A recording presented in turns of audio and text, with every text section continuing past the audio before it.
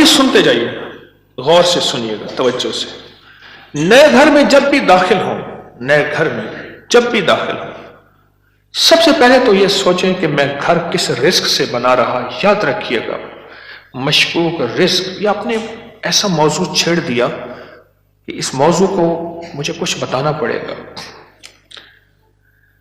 सबसे पहले तो यह ज़हन नशीन रखिएगा, रिस्क मशकूक कभी जिंदगी और नस्लों में चैन सुकून नहीं दे सकता, कभी नहीं दे सकता। वो कैसे होगा, उसके मेरे पास वाकयात ही वाकयात।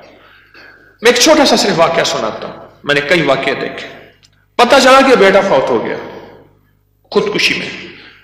गर्मी थी, घर था बड़ा सारा, यानी इधर भी घर के लॉन था, बागीचा था, इधर भी बागीचा था, बड़ा बेहतरीन घर बना हुआ था। उस वक्त महसूस हो रहा था ये घर को बने 35-40 साल हो गए।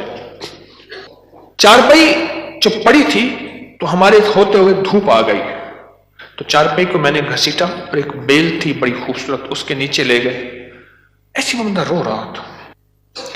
वो अपने इलाके का मजिस्ट्रेट था, मैंने उसकी मजिस्ट्रेटी देखी है। भट्ठे वाले को हुक्म था कि इतनी ईंटें पहुंचानी है, वरना भट्ठा किसी शिकायत की वजह से सील हो जाएगा। सीमेंट वाले के जिम्मे थे कि इतनी सीमेंट की बोरियां पहुंचानी है, वरना तू 2 नंबर सीमेंट बेच रहा, तुझ पे ऑब्जेक्शन लग जाएगा। रेत वाले, ईंट वाले, हर मटेरियल वाले के जिम्मे था कि तूने पहुंचाना है। बेहतरीन मकान बनाओ, बेहतरीन मकान बनाओ। उस घर में रहा और कभी सुख का सांस न ले सका। बीवी मर गई, बेटा अड़ गया कि मैंने मां को घर में दफन करना है। जो घर के पिछली तरफ का बागीचा था, वहां मां की कब्र थी, और खुदकुशी मार के कहने लगा मुझे मां के कदमों में दफन करना है। 2 कब्रें घर में बनी हुई थी। बैठा हुआ था, रिटायर, मर गया, और फिर उसका कोई वारिस नहीं था। वहां पता चला उस शहर में कि हमारे मुर्शिद आए हैं, कुछ लोगों को भागे भाग आए। एक बाबा आया रिटायर, तो मैंने कहा बाबा जी, मुर्शिद बस मेरे घर चले, दुआ कर दे, खाना खा ले। मैंने कहा किस लिए, मेरी दुआएं होंगी। मैंने कहा एक चीज पे दुआ दूंगा कि इस बाबे की आपने खिदमत करनी है। तो खुद भी बाबा है, इसकी खिदमत करनी है, और उस बाबे की मौत तक वो बुजुर्ग बाबा, वो भी जिंदा है, उसकी खिदमत करता रहा और वो दुआएं देता रहा। मेरे अपने छोड़ गए कि हकीम साहब तू आया, और किसी को खिदमत पे छोड़ गया कि मेरी चारपाई धूप पे पड़ी होती थी, मेरे अंदर सकत ही खत्म हो गई। एक बुढ़ापे ने मारा, दूसरा गमों ने मारा। बड़ा लंबा वाक्या है। सबसे पहले रिस्क हलाल, नस्लों के लिए राहत है। और दूसरी चीज हमारे एक जानने वाले हैं, उनकी जिंदगी में मसाइल ही मसाइल हैं, मुश्किलात ही मुश्किलात हैं, गम ही गम हैं। उस गम को वजह, इलेक्ट्रिशियन आया, थोड़ा सा काम किया, उसका हाँ तुझे पैसे दूंगा, बिजली वाले का, प्लम्बरी वाले का, मुरम्मत वाले का, कोई काम है, धोबी का, फलां, उसने कहा पैसे दूंगा। और अगर उसने पैसों का इसरार किया तो उसको धमकाया, डराया। छोटे छोटे लोगों के पैसे खाता गया, नस्लों में गुर्बत, तंगदस्ती ने घेर लिया। अब मुझसे अमाल पूछते हैं, और रिस्क वो हुआ जो काला हुआ, धन काला हुआ, और जिसमें गरीबों की आहें हुई। तो मैं कितने अमाल करके उस घर में कैसे सुकून पाएगा, मुझे बता दो सही। इसकी मिसाल पता है क्या है? खिंजीर को बड़े खुशो खुशू से लिटा के कहता है बिस्मिल्लाह अल्लाहु अकबर, तो खिंजीर हलाल हो जाएगा। कुत्ते को लिटा के तो कहे बिस्मिल्लाह अल्लाहु अकबर, छुरी भी तेज हो, किबला रुख भी हो, बावजू भी हो, और तकबीर भी पूरी पढ़, तो कुत्ता हलाल हो जाएगा? खिंजीर हलाल हो जाएगा? नहीं होगा। कोई बात नहीं, घर छोटा है, कोई हर्ज नहीं, कोई हर्ज नहीं।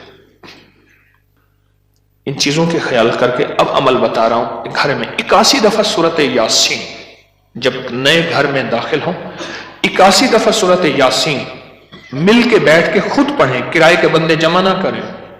81 दफा सूरत यासीन, अव्वल आखिर 7 बार दरूद पाक, हर दफा बिस्मिल्लाहिर्रहमानिर मिल के पढ़ लें। एक दूसरा, हर कोने में 11 दफा आयतल कुर्सी मिल के पढ़ ले, کوئی اس کونے میں گھر کا بندہ پڑھ لے، کوئی اس کونے میں، گھر کے چاروں کونے میں 11 دفعہ آیت الکرسی، اور ایک دفعہ گھر کے درمیان میں 11 دفعہ آیت الکرسی، تو اور گھر کے چاروں کونے میں 3 دفعہ اذان، 3 دفعہ اذان۔ یہ جو اذان ہم نماز کے لیے کہتے ہیں، پڑھتے ہیں، ایک ہے اذان پڑھنا، ایک ہے اذان دینا۔ اذان دینے کے لیے انگلیوں میں انگلیاں ٹھوسنی پڑتی ہیں، قبلہ رخ بھی ہے، مسجد ہے، منبر ہے یا چبوترا ہے، نہیں، اذان پڑھنا وظیفے کی شکل میں ہے۔ تو 3 دفعہ اذان چاروں کونوں میں، کتنا ہو گیا یہ؟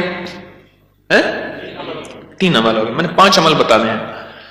اور چوتھا یہ ہے کہ وہاں جا کے 1 دن، 3 دن، 7 دن یا 11 دن، 1 دن، 3 دن، 7 دن یا 11 دن اتنا پکائیں کہ لوگوں کو کھلائیں، اور خاص طور پہ ان لوگوں کو جن کو اتنا اچھا کوئی نہیں کھلاتا۔